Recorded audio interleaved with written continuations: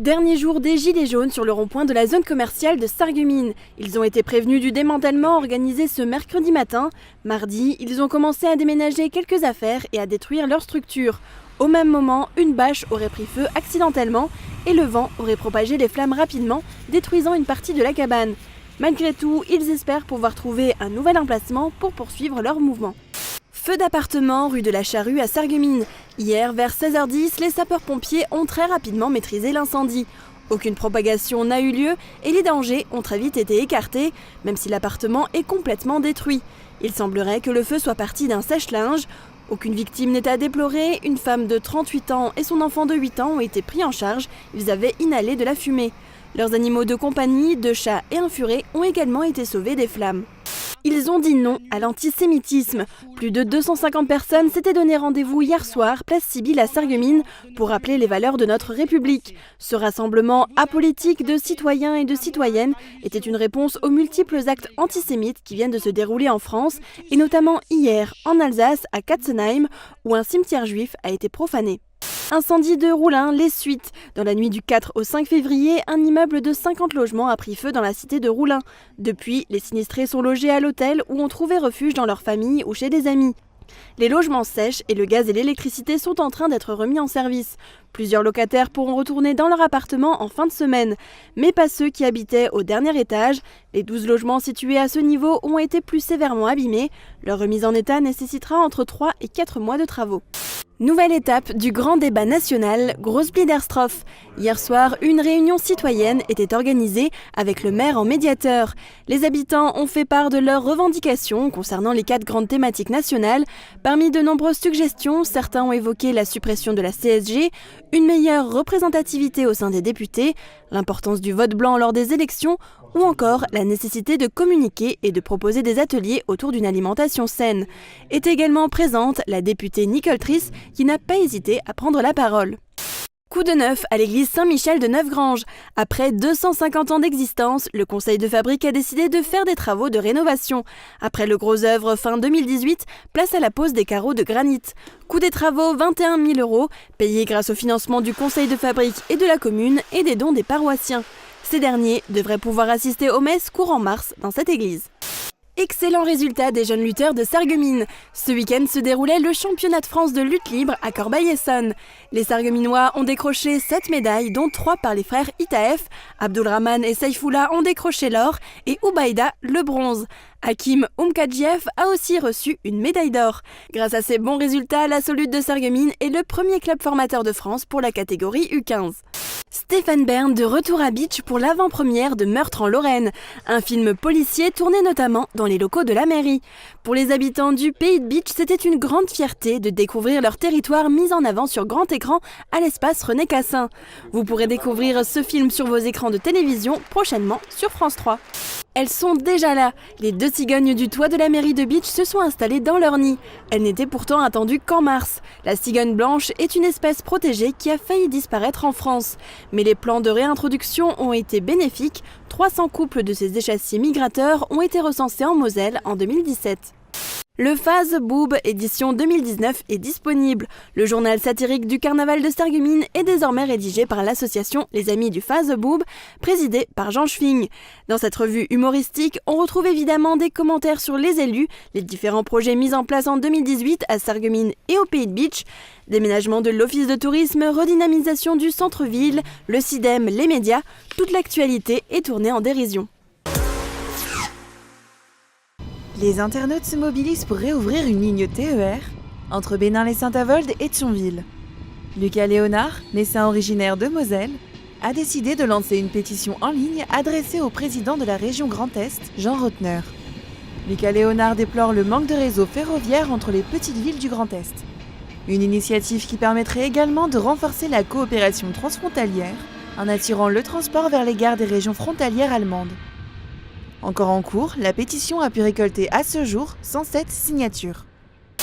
Une concertation de dernière minute pouvant avoir une incidence positive sur le budget a conduit au report de la réunion du vote du budget 2019 du CIDEM. C'est ce qu'a annoncé le président du CIDEM, Serge Stark.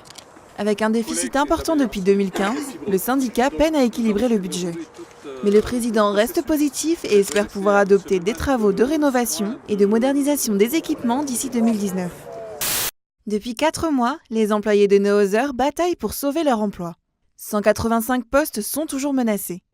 Et la mobilisation ne s'arrête pas là. Mercredi dernier, syndicats et salariés de Neuhauser ont été réunis à Folchwiller pour une nouvelle assemblée générale. Mais rien n'a bougé. Ils souhaiteraient pouvoir continuer à travailler tous ensemble, quitte à diminuer les heures. Travailler moins, mais tous.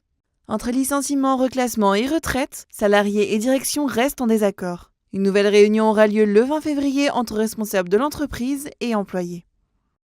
Ce restaurant social, créé par Emmaüs Forbach, emploie 7 salariés, dont 2 en service civique et 4 en chantier d'insertion. Un tarif social est d'ailleurs prévu pour les personnes en difficulté. L'objectif, favoriser la mixité sociale en permettant à chacun de partager un moment au restaurant. Habitué à être sous les feux des projecteurs, Samuel Thaïs passera au mois d'août de l'autre côté de l'objectif pour Petite Nature, un long métrage inspiré de son enfance qui aura pour décor la Moselle-Est. Samuel Thaïs ne cherche pas de comédiens professionnels, mais plutôt des personnalités. Objectif, laisser plus de place au naturel et à l'improvisation. Pour combler les envies de santé et de forme de connaissance de soi et de développement personnel, l'association Mieux Vivre Europe 68 a fait appel à une vingtaine d'exposants pour présenter les différents aspects du bien-être et du bien-vivre. Plus connue à travers le salon du bien-être Soyons Zen et Plus, l'association du Haut-Rhin Mieux Vivre Europe 68 organise également des conférences, ateliers et stages à travers la France. L'exposition démarre en 1914 pour rappeler le contexte de la déclaration de guerre et les protagonistes du premier conflit mondial de l'histoire. Le musée Les Mineurs accueille déjà l'exposition temporaire 1918 « La France est de retour ». Avec ce vernissage, une seconde exposition sur la même période intègre le musée.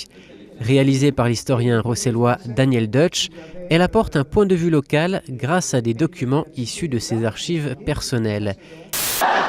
Marcus, Ernestine, Gigi, Bernard, Noodle ou encore le docteur Bobo, autant de personnages que vous connaissez sans doute grâce aux représentations de la troupe Schlöfkep et qui sont devenus emblématiques au fil du temps. Mais cette année, c'est la dernière pour la troupe. Pas de panique néanmoins, le club n'est pas prêt de fermer, seul le format des spectacles va changer.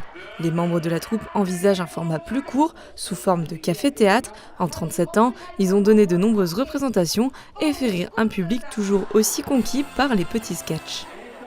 En période de carnaval ou pour toute autre occasion, c'est toujours la même question. En quoi vais-je me déguiser ? Et la réponse est vaste. Pirate, clown, indien, roi, homme des cavernes, j'en passe et des meilleurs.